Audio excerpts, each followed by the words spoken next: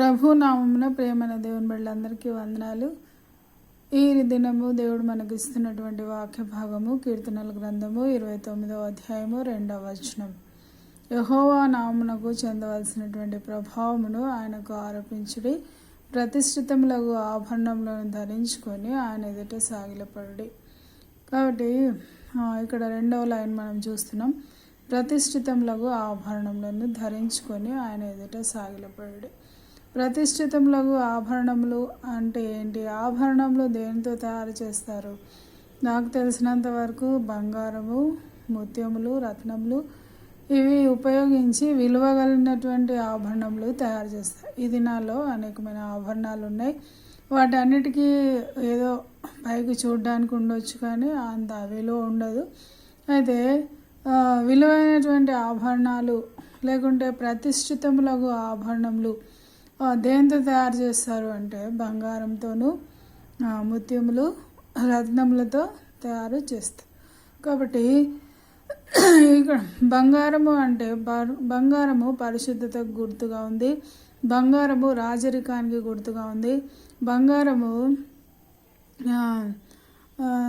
విలువైనటువంటి వస్తువుగా మనము పరిగణించవచ్చు. అందుకే ఎవరినైనా మంచి గుణం కలిగిన వాళ్ళని కూడా మనము ఆభరణంతో పోల్చవచ్చు.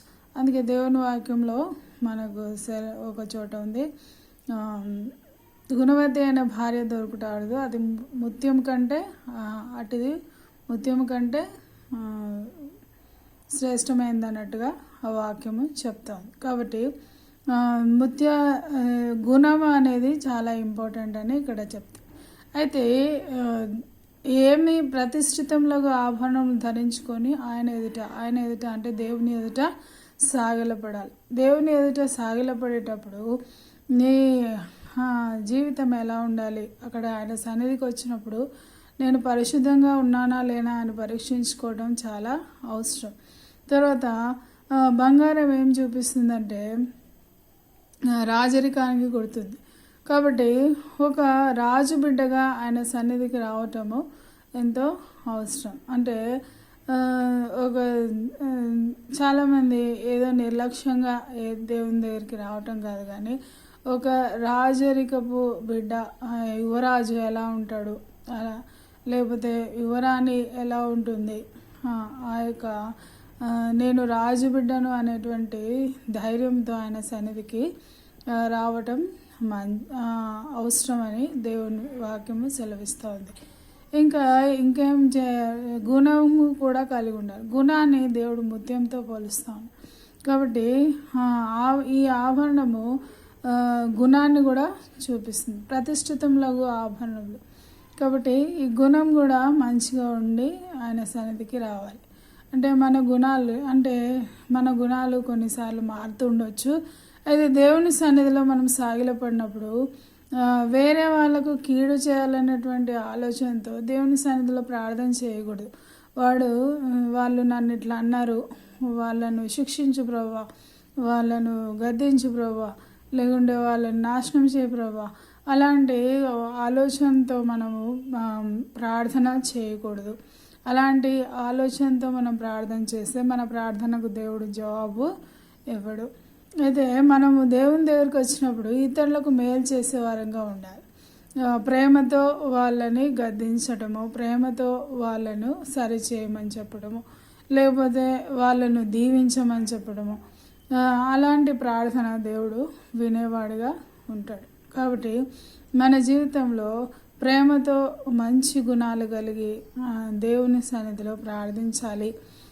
దేవుని సన్నిధిలో మనం సాగిలపడినప్పుడు దేవుడు మనల్ని అంగీకరించేవాడుగా ఉంటాడు.